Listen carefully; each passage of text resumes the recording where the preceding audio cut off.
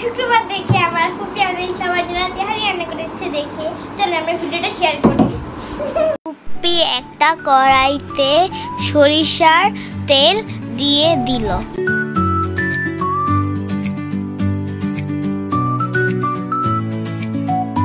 এখন তেলের উপরে পেঁয়াজ কুচি দিয়ে দিল। পেঁয়াজগুলাকে ভালোভাবে নাড়াচাড়া করে নিল। এখন আদা রসুন বাটা দিয়ে দিল।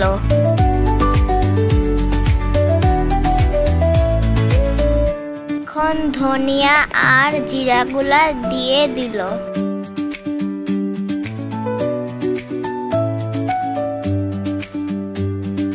পরিমাণ মতন লবণ দিয়ে দিল। তারপর সব কিছু একসাথে মিশিয়ে নিল। এখন মশলার ভিতরে কিছু মরিচ দিয়ে দিল।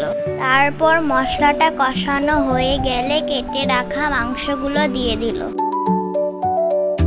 মশলার সাথে ভালোভাবে মাংসগুলো মিশিয়ে নিল। তো হওয়ার জন্য ঢেকে দিল।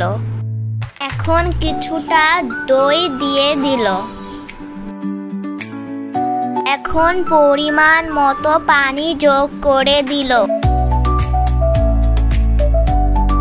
এখন টমেটো সস আর তেহারি মশলা দিয়ে দিল। তারপর কিছুটা গুঁড়া দুধ দিয়ে দিল। এখন ভালোভাবে মিশিয়ে নিচ্ছে। কিছুটা কেওড়া জল দিয়ে দিল।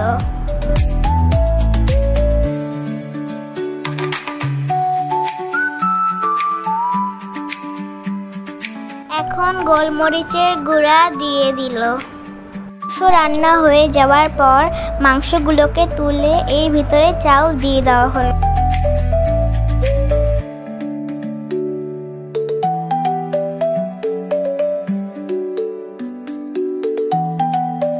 এখন চাউলের সাথে মশলা কষানো হলো।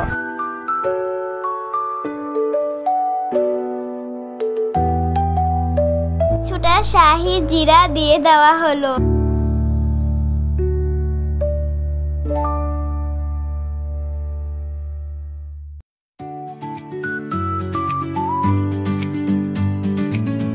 এখন পরিমাণ মতো লবণ দিয়ে দেওয়া হলো।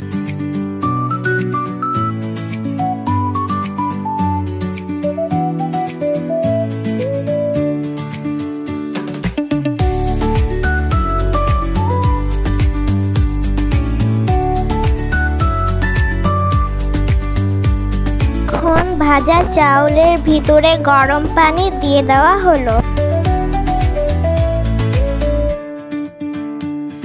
কিছুটা লিকুইড দুধও দিয়ে দেওয়া হলো।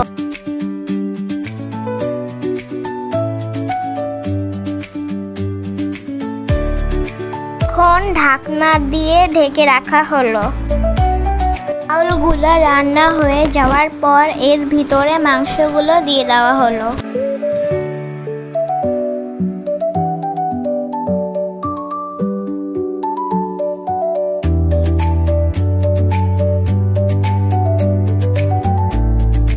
হয়ে গেল আমার ফুপির হাতে তেহারি।